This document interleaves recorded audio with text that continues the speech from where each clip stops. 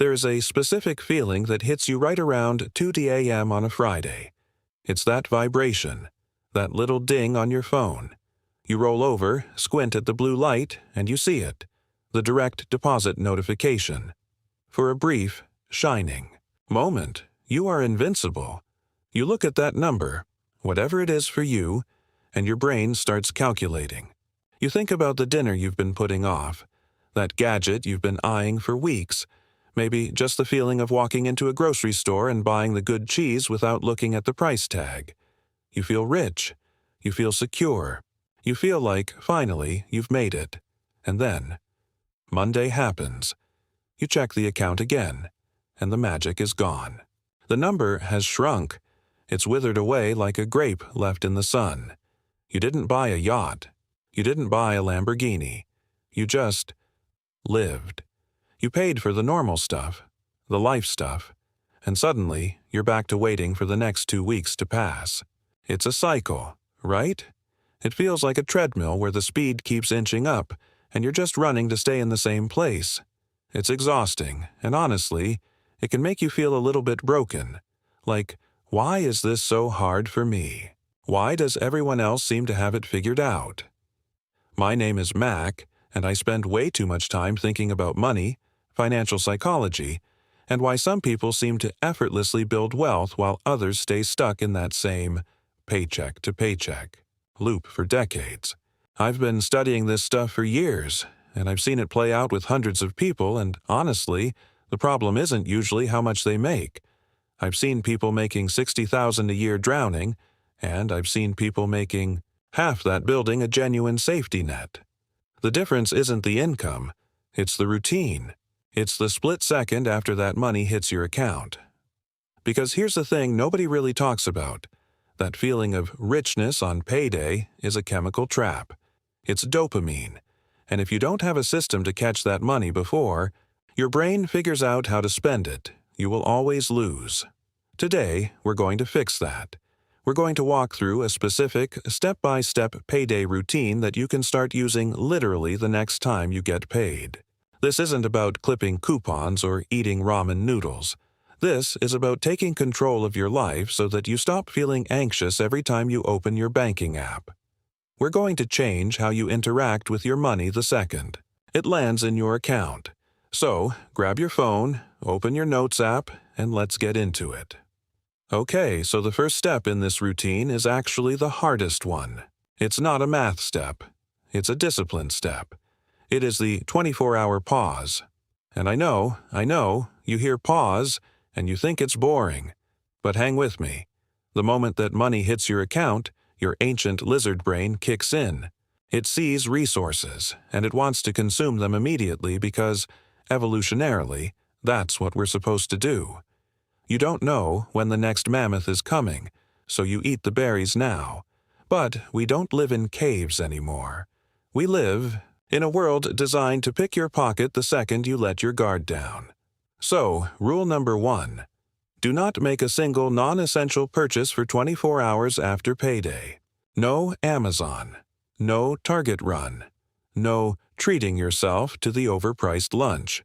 Just 24 hours. Why? Because you need to separate the feeling of having money from the reality of how that money needs to be allocated. I used to be so bad at this, like, honestly, embarrassingly bad.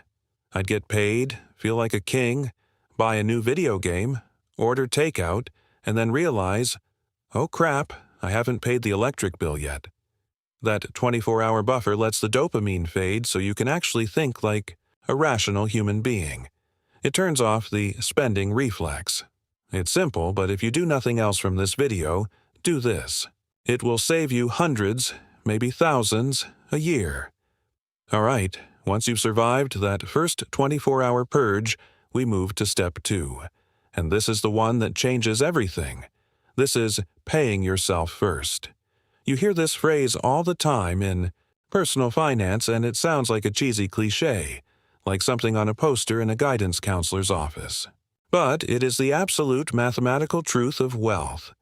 Most people pay their bills, they pay their rent, they buy their food, they pay for their car, and then, if there is anything left over, maybe $20, maybe 50.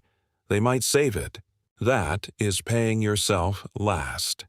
And here's the guarantee with that strategy. There will never be anything left over.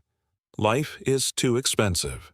There is always an emergency, always a friend's birthday, always something that pops up to eat that extra cash. So, we flip the script. The second you pause that 24-hour wait, the very first transaction you make, before the landlord takes his cut, before the auto insurance hits, is a transfer to your savings or investment account. I'm talking about moving 10%, 20%, whatever you can swing, right off the top. Now, I can hear you saying, "Mac, I can't afford that. I live paycheck to paycheck." And honestly, I get it. If you're tight, start with 1%. Start with $25. But the act of doing it first is psychologically massive. It tells your brain, I am a priority. It trains you to live on less. And here is the secret magic trick. If you pay yourself first, you will subconsciously adjust your spending on the other stuff. You'll find a way to make the rest work because you have to. But if you save last, you'll never start. Think about it this way. You wouldn't skip your mortgage payment to buy a pair of jeans, right?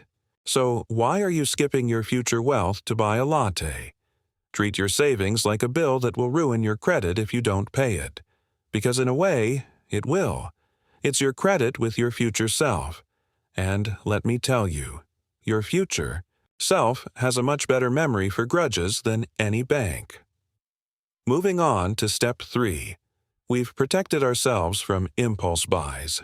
We've paid ourselves. Now we have to secure our existence. I call this the 4 walls. This is a concept I borrowed, from some other very smart financial people because it works. The 4 walls are food, utilities, shelter, and transportation. That is it.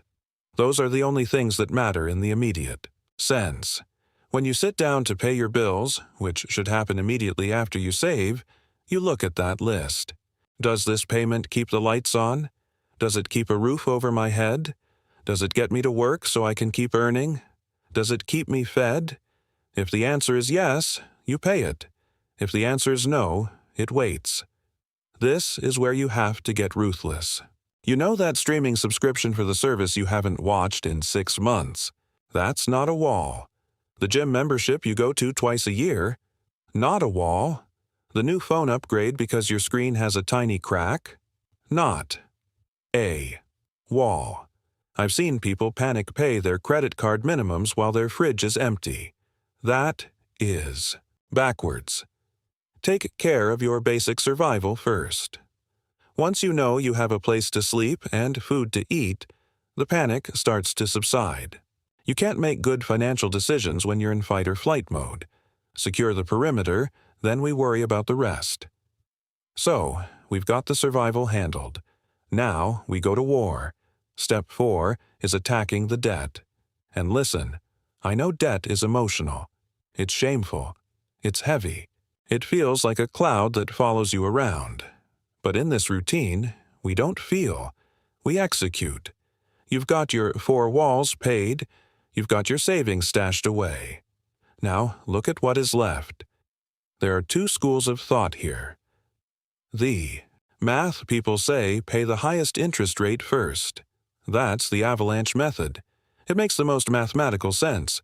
But I want to talk to you about the psychology people. The Snowball method. This is where you list your debts from smallest balance to largest balance, and you throw every single spare dollar you have at the smallest one, while paying minimums on the rest. Why do I like this for your payday routine? Because when you are in the trenches, you need a win. You need to see a debt disappear. 0 balance. Gone. It feels incredible. It gives you the energy to keep going. So, on payday, after the bills are paid, you make that extra payment. You don't wait until the end of the month. You do it now. While you have the cash in hand, you attack the smallest debt like you're trying to put a dent in it, and once it's gone, you roll that payment into the next one. I remember the first time I paid off a credit card using this method. It was only like $600. But when I saw that zero balance, I felt like I could run through a wall. It wasn't about the $600.